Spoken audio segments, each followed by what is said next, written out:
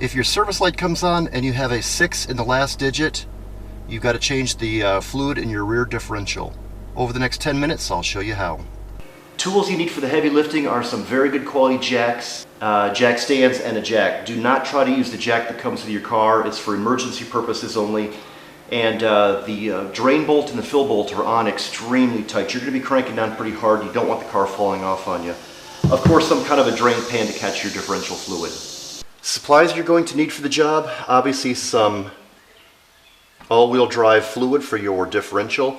Typically these cars were shipped with Z1. Most likely they were shipped with Z1, automatic transmission fluid, Z1 that is. It's an Acura Type 4 that. They started changing this out and it's very hard to buy Z1. Acura actually recommends the DPSF. So that's what we're going to use. You need about 2.6 or so quarts, so obviously you're going to have to buy 3 of them.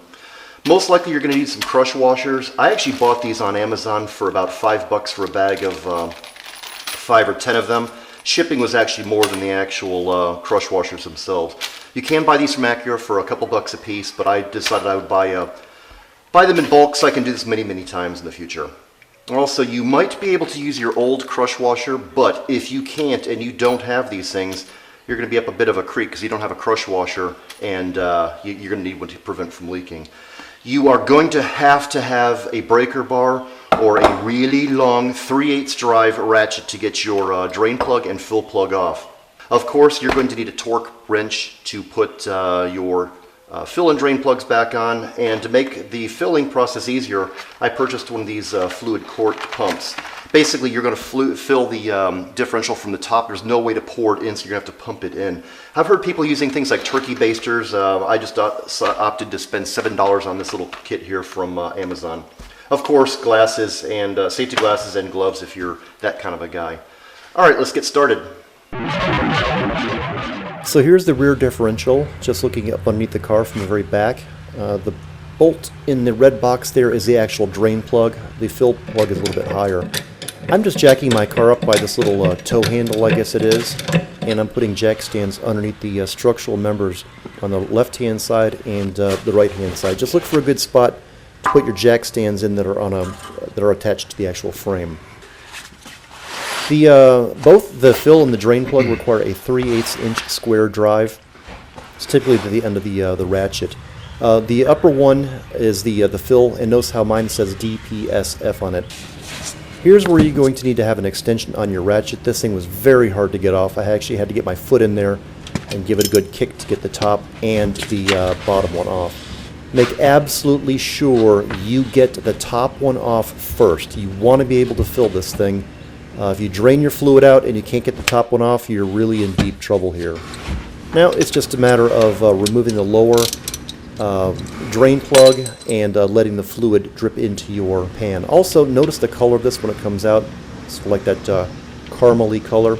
If yours is pink, don't fret. That's simply just the Z1 fluid that Acura put in originally. The drain plug actually has a magnet on it. Make sure you use the correct size crush washer. The drain plug, or the drain washer, is an 18 millimeter, the smaller of the two, and the fill washer is a 20 millimeter.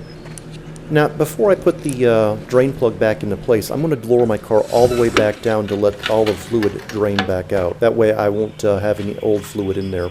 Then it's just a matter of replacing the drain plug and tightening it down to the correct torque settings. I found the torque settings to be 33 foot-pounds. I found these on the web. Whether it's true or not, I don't know, but that's what I'm cranking mine down to. Now, if you've never used one of these pumps here, it's actually pretty easy. Just drop the pump in, screw the lid down, or the top down, and once you start pumping slowly, you'll see that it starts to fill up. Just insert your pumping mechanism into the fill hole at the very top and just start pumping away. This will take almost all of 3 quarts, so this takes a few minutes to do. Now, because the tube doesn't go all the way to the very bottom, there is going to be some residual left. So what I'm going to do is I'm going to take the old stuff, the first bottle, pour it into the second, any remaining, that way I don't waste any. On your last quart, just monitor your progress by looking at the level on the actual bottle itself. What you don't want to do is overflow this thing, so keep a close eye on it. When you get down to about halfway or 3/4 of the way, you're nearing the top, and when you see fluid pouring out of the fill hole, you're done. This is where you also want to have your drain pan underneath the differential. You definitely don't want to overfill this thing. So how to overcome that? My car is in the air right now. What I'm going to do is make sure the drain pan is underneath the differential. Then I'm going to lower the car back down, making it level. And once the car is level, any excess will drain out of the top fill hole. Once the fluid level has leveled off, you're ready to replace the fill plug. Again, I'm tightening the fill plug down to 33 foot-pounds. If this is incorrect, somebody please make a post and I'll update this video. Well, that's it, folks. Thanks for watching.